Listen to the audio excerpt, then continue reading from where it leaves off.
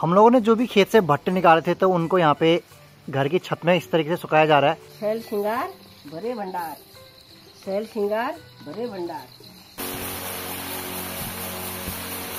ऐसे हाथ में पाउडर लगाने से जो है थोड़ी सी खुजली है कम हो जाती है। ये काटते रहो उगते रहती है। तो ये सबसे बढ़िया घास है पहाड़ों में अगर देखा जाए तो। इसका नाम है चरी।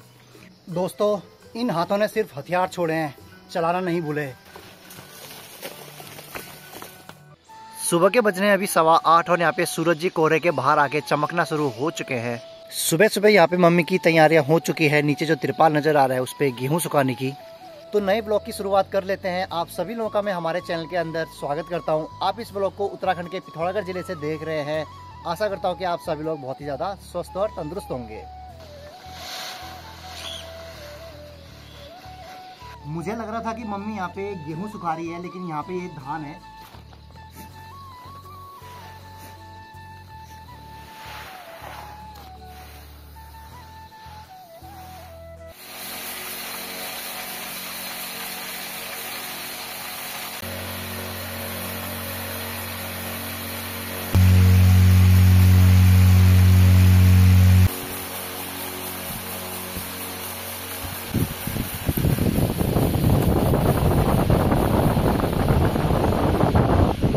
तो आज सुबह सुबह यहाँ पे मम्मी ने सबसे पहले ये जो धान है इनको साफ कर दिया है। थोड़े से इसमें गंदगी थी तो वो गंदगी यहाँ पे उड़ा दी है। ये जो धान है इसी बार की हमारी खेती में हुए थे और अभी तक हमने इन धानों को नहीं खाया है, इसमें से चावल निकाल के। तो सबसे पहले हमारे पहाड़ों में नैनागी जो है वो रखा जाता है। तो यहाँ पे मम्मी नैनागी के लिए रख रही है इसके अंदर। उसके बाद जो है हम लोग फिर इन धान को यहाँ पे यूज कर सकते हैं। तो पहाड़ियों में कुछ मान्यता है जो हमारी मम्मी हमको बताएगी कि क्या कहा करते थे पहले। शैल श्रृंगार भरे भंडार, शैल श्रृंगार भरे भंडार। सालों साल चले, सालों साल खाए, इसका मतलब ये होता है। अच्छा तो ये जब ऐसे कट्टों में डालना पड़ता था तब बोलना पड़ता था। यहाँ से भी बघारी में जाने वाला हुआ। अच्छा बकारी में जाएंगे सीधे,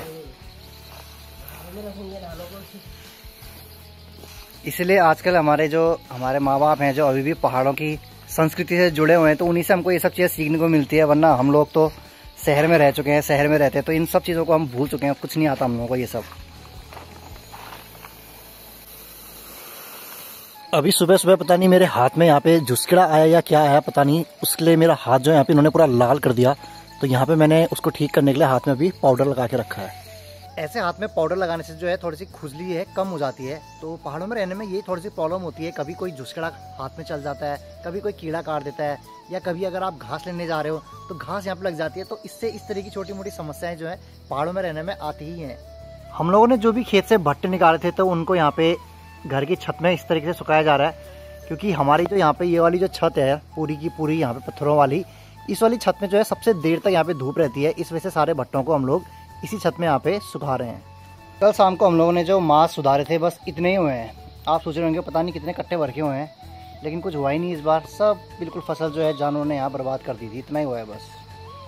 दोस्तों इन हाथों ने सिर्फ हथियार छोड़े हैं, चलाना नहीं भूले। अभी आपको दिखाता हूँ कि पहाड़ी केले कैसे काटे जाते हैं। हमारे गांव में आजकल बहुत ही अच्छे यहाँ पे केले हो रहे हैं। हम लोगों ने जितने भी फसलें थी वो तो काट ही दी हैं। जो भट्टे की दाल थी, मांस की दाल थी, सारी दालें हम लोगों ने निकाल दी हैं।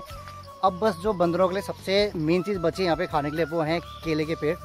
तो हम लोग अभी जा रहे हैं यहाँ पे केले काटने के लिए। तो बढ़िया सी एक केले की घाड़ी हो रखी है, अभी आपको काटते हुए दिखाता हूँ। तो हम लोग के यहाँ पे जो ये वाले जो केले लगे हैं इन्हीं को हमको काटना है। इनको काटना थोड़ा सा मुश्किल होने वाला है क्योंकि एक तो बहुत ऊंचाई पे और नीचे पे जगह नहीं है। और इनको काटने के लिए सबसे बड़ी बात ये होती है कि यहाँ पे बिल्कुल भी पानी जो है नहीं गिरना चाहिए, वरना केले जो हैं सारे ख़राब हो जाएंगे। तो केले के पेड़ में हम लोग यहाँ पे रस्सी बांध रहे हैं ताकि उसको इस तरफ को हम लोग खींच सकें, क्योंकि पानी नहीं गिरने देना होता है। ये सबसे ज़रूरी काम है इसमें, वरना पूरी केले जो है वो बर्बाद हो जाएंगे। नीचे काटो, ऊपर काटो, पूरा पेड़ ये तो ख़त्म करना होगा ये। हाँ तो बीच बीच में काटो, यहीं पर ही काटो बीच बीच में।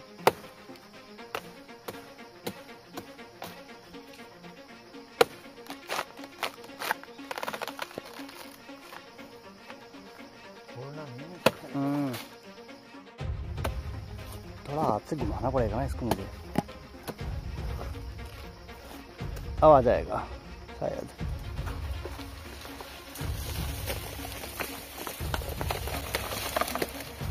बचा लिया बचा लिया बचा लिया। पेड़ पानी नहीं गिरा ना, लेकिन पानी नहीं गिरा, पानी कोई बचाना था नहीं, छोड़ दूँ। हाँ, तो फाइनली ये पेड़ कट गया है और ये है भाई साहब केले का पूरा।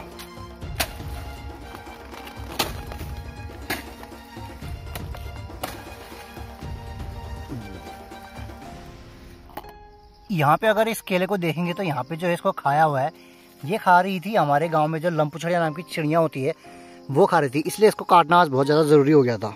गांव में जब आप कुछ मेहनत करके आते हैं तो फल स्वरूप जो है आपको इस तरीके से पहाड़ी ककड़ी खाने को भी मिलती है। वाह, बहुत दिनों के बाद मिल रही है आज पहाड़ी ककड़ी खाने को। शाम का भी बज रहा है 4:15 और 4:15 बजे मैं देख रहा हूँ मम्मी जो है यहाँ पे जो कल थोड़े बहुत यहाँ पे मांस के जो दाल बच चुकी थी जो सूखी नहीं थी उसको यहाँ पे अभी कूट रही है। बाकी अभी तो अच्छा मौसम हो रखा है काफ़ी, यहाँ पे धूप जो है पहाड़ों में बची हुई है, लेकिन खैर हमारे गाँव से जो है धूप यहाँ पे चली गई है। आज बहुत दिनों के बाद ऐसा हुआ था कि यहाँ पे जो है बंदरों ने हमें बिल्कुल भी परेशान नहीं किया। इसकी एक वजह ये भी थी कि हम लोगों ने खेत से सब कुछ तो निकाल ही दिया है, तो वो बेचारे खेत में जाएंगे क्या खाने के लिए। इस वजह से यहाँ पे आज कोई भी बंदर हमको नजर ही नहीं आए। सारे बंदर जो हैं आज पता नहीं कहाँ को भाग गए, हमें कुछ भी आइडिया नहीं है। सुबह से एक भी बंदर यहाँ पे हम लोगों को नहीं दिखा है। अभी शाम को यहाँ पे जो है गेहूँ सुधारे जा रहे हैं और यहाँ पे काव्या सुधार रही है गेहूँ को, क्योंकि हमारे घर पे शायद आटा ख़त्म हो गया है। तो 4-5 केजी यहाँ पे हम लोग जो है गेहूँ सुधार लेंगे। और आपको पता ही है कि हमारे किचन में ही हमारे घर के पास ही खुद की चक्की है, तो यहाँ पे से आज 4-5 किलो का आटा निकाल लेंगे।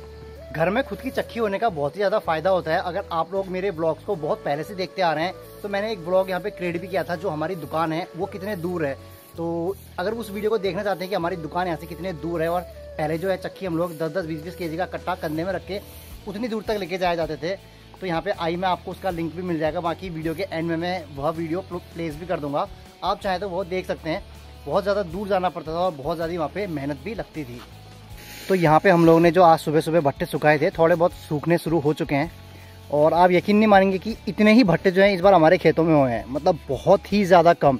ये मान के चलिए ये इतने जो भट्टा आपको दिख रहे हैं ये लगभग 10 खेतों से निकाला गया है। अब आप कहेंगे यार तो क्यों ही कर रहे हो खेती। सही बात है भाई, इस बार तो ऐसा लग रहा था कि क्यों ही कर रहे हैं खेती, क्योंकि बहुत ही ज़्यादा इस बार जो है ख़राब यहाँ पे भट्टे का अनाज हुआ है। बिल्कुल भी यहाँ पे नहीं लगा, मतलब उगे ही नहीं, मतलब खेती ख़राब हुई है इसकी पूरी की पूरी। तो इससे हम लोगों को ये सीखने को मिलता है कि आप जितनी भी मेहनत करते हैं ऐसा ज़रूरी नहीं है कि उसका फल जो है आपको हर बार उतना ही मिल जाए। बस ये है कि आपको संयम रखना होता है, अपनी मेहनत यहाँ पे करते रहनी चाहिए। इस बार की पैदावार अच्छी नहीं हुई तो क्या हुआ, अगली बार हो जाएगी। पहाड़ों में भट्टे की दाल का बहुत ही ज़्यादा महत्व है। भट्टे की दाल को अगर आप गर्मियों में खाते हैं तो यह आपको ठंडी प्रोवाइड करती है। साथ ही साथ भट्टे की दाल बीमारी को ठीक करने की भी काम आती है, जो कि खासकर गायों को होती है। गायों को होने वाली बीमारी जिसका नाम है टीला, ऐसा माना जाता है कि अगर भट्टे की दाल को आप पीसते हैं, उसका पाउडर बनाते हैं और फिर उसके पाउडर को वहाँ पे पानी में गीला करके गाय को खिलाते हैं तो वहाँ गाय की बीमारी जो टीला नाम की बीमारी है वो ठीक हो जाती है। शाम का समय हो चुका है तो अब यहाँ पे गायों को भी अंदर बांध दिया जाएगा। तो मम्मी ने खोल दिया है पहली गाय को और लेके चलेगी अंदर। ऐसे करके यहाँ पे 2 गाय और हैं। एक सबसे छोटी पीहू वहाँ से देख रहे, देखो ये कहने लगे हैं कि भाई उसको तो लेके चले गए, हमें भी लेके जाओ। लेके जाएंगे आप लोगों को भी, रुक जाओ थोड़ा सा। बड़ी बेटी चलेगी तो माँ और छोटी बहन परेशान हो गई कि कहाँ चलेगी।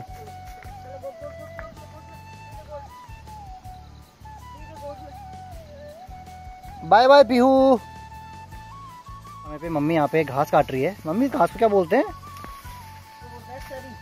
चरी घास ये है। मतलब ये घास मैं आप लोगों को बताऊँ इसकी सबसे बड़ी खासियत क्या है।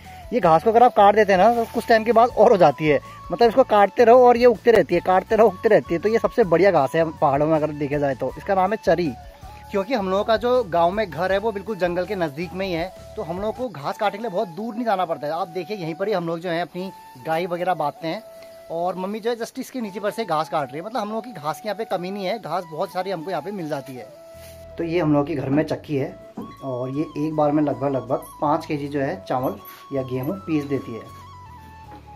तो जो पुरानी गंदगी होती है उसको सफाई करनी पड़ती है पहले। उसके बाद यहाँ पे जैसे सफाई हो गई तो फिर यहाँ पे एक थैला दिया गया, इसको लगाया और नीचे पर यह बकेट है। जितना भी यहाँ पे गेहूँ पीस के आएगा इसके अंदर ये इकट्ठा होगा। उसके बाद ये जो 3 नंबर प्लेट है इसको फिर यहाँ पे फिक्स करना पड़ता है।